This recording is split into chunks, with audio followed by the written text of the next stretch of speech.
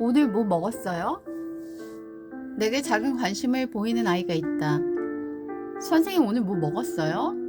선생님 오늘 뭐 했어요? 수업 후엔 뭐 할 거예요?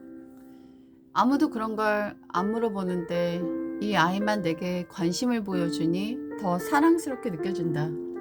어떤 사람들 중에 자기 얘기, 자기 관심사만 얘기하다가 가는 사람이 있다.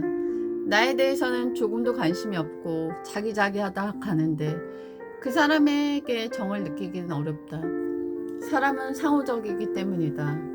자기 사랑하는 것만 조금 더 줄이고 남을 사랑하고 관심을 갖는다면 우리의 관계는 조금 더 풍성해질 수 있을 거라고 생각이 된다. 필요할 때만 연락하고 부탁할 때만 연락하는 사람을 친구라고 여길 사람은 없을 것이다. 명절 때 불쑥 연락 오는 사람, 잘 지내냐고 인사하는 작은 관심이 관계를 더 친밀하게 이끌 수 있을 것이다. 자신은 원래 먼저 연락 안 한다고 당당히 말하던 누군가가 씁쓸하게 지나간다. 감추는 아름다움. 한 작가가 소설을 썼는데 자기 가족 이야기를 그대로 써서 소송당한 적이 있다고 들었다. 외국 작가도 지인들 이야기를 그대로 써서 소송당한 이야기를 알고 있다. 나도 예전에 내 개인적인 얘기를 자주 적었는데 요즘은 선회에서 쓰려고 애쓰고 픽션을 빌어 쓰려고 한다. 너무나 개인적인 이야기를 다 적어놓는 분들이 계시다.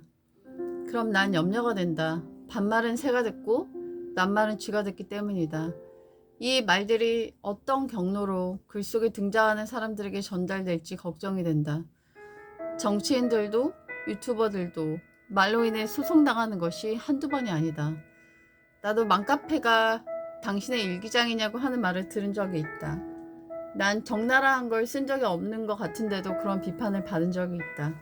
사람들은 선한 사람들도 있지만 그렇지 않은 사람들도 글을 읽고 악용할 수 있기에 글은 비유와 상징으로 넘실대야지 실제 사실이 되면 어려울 수가 있다. 픽션이 좋지 다큐나 넌픽션은 어떤 식으로든 나쁘게 쓸 사람도 생길 수 있다. 그래서 너무나 치부나 개인적인 일을 공개하면 안 된다고 나는 믿는다. 난 약점을 잘 쓰긴 하지만 그것이 내 결정적 치부는 아니다. 누구나 가질 수 있는 단점이지 출생의 비밀의 판도라의 상자는 아닌 것이다. 세이노라는 작가가 있다. 심지어 실명도 언급하지 않고 얼굴도 알려지지 않았지만 베스트셀러 작가이다. 난 그의 글을 좋아하진 않지만 자신의 사생활을 보호하는 건 잘하는 거라고 생각한다. 예전에 맘카페에 자신의 얼굴, 자녀의 얼굴을 다 올리는 분이 계셨는데 버스에서 우연히 봤는데 아는 사람인 줄 알고 인사를 할 뻔했다. 만일 범죄자가 아는 얼굴이 된다면 어떡할 것인가. 사실 푸사 사진도 캡처하면 남들이 가져갈 수 있다. 푸사 사진도 안 올리는 게 좋을 것 같다. 번호만 저장하면 그 사람과 가족 사진도 다 가져갈 수 있기 때문이다. 세상은 아름답기도 하지만 무서운 곳이기도 하다. 양과 일가 같이 사는 곳이 바로 세상이다. 다이나믹한 인생. 오늘은 비가 엄청 왔다. 걷는 걸 즐기는 나는 비가 오나 눈이 오나 걷기 때문에 우산 쓰고 나왔다. 집에 있을 때 무서운 비였는데 나오니 감성 돋는 귀여운 비가 내려 기분이 좋았다. 더 걷다 보니 파란 하늘이 보였고 한 줄기 햇살이 비쳤다. 하늘을 보니 기분이 너무 좋았고 하얀 구름 정말 솜사탕처럼 예뻤다. 싱가포르는 스콜성 기후라서 건물과 초록이 어우러진 자연 친화적 건물이 많다고 한 건축가가 그곳 기후를 부러워하던데 우리나라에도 스콜성 기후가 온 게 아닌가 싶다. 하늘이 찢어진 듯이 비가 오다가 한순간 훅 지나가는 해가 비치고 언제 그랬냐는 듯 파란 하늘이 펼쳐지는 이 신기한 기후를 보니 정말 다이나믹하다. 일평생 경험해보지 않은 기후라서 참 재밌기도 하고 잦은 지루함을 느끼는 나에게는 딱 맞는 기후인 것 같다. 농사엔 이런 기후가 어떨지 모르겠지만 말이다.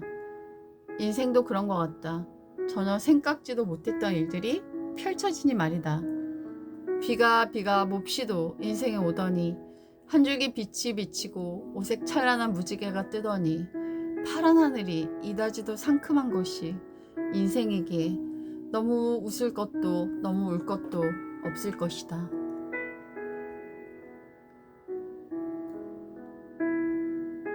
나쁜 사람이 때려올 때. 난 인복이 지독히도 없는 사람이라고 내 인생을 돌아보며 생각했다. 절친 때문에 인생의 구렁텅이에 빠졌고, 사랑은 배신당했었고, 직장에서도 왕따, 학교에서도 왕따, 종교생활 안에서도 온갖 악한 사람들에게 시달렸다. 선생님들에게 막말이나 체벌도 당하며 학교를 다니면서 학교에 대한 좋은 일의 기억도 없다. 이쯤 되면 사람에 대한 혐오와 대인 기피로 빠져야 할 텐데 난 여전히 사람들을 사랑하고 사람들에게 관심이 많다. 난 내 평생의 나쁜 사람들을 다 용서했다. 지금도 악몽을 꾸고 내게 트라우마를 남긴 그 사람을 꿈에서 마주하다가 깬다. 내 의식은 용서했지만 내 무의식은 용서하지 못한 것 같다. 하지만 중요한 건 내 안에 미워하는 사람이 하나도 없다는 것이고, 가끔 생각나면 그들을 축복하며 내 맘에서 떠나보낸다. 내가 때로 만난 나쁜 사람들을 통해 배운 것은 그들처럼 말하고 행동하지 않는 것이다. 그리고 반대로 행동하고 말해서 내가 만나는 사람들에게 좋은 사람이 되어주는 것이다. 이제 난 인복이 시작되었고 좋은 남편을 만났고 좋은 영적 멘토도 만났다. 그리고 좋은 학생들과 좋은 학부모들을 만나 행복하고 감사한 나날을 보내고 있다. 악과 만나 악만 남는다면 인생은 슬픔과 고통뿐이겠지만, 악을 만나 선을 남긴다면 행복과 기쁨이 시작될 것이다. 내게 오는 나쁜 일과 사람은 막을 수 없다. 하지만 적어도 그걸 다루는 내 태도는 내가 정할 수 있다. 나쁜 흐름을 끊고 축복의 물줄기를 틀 수 있다.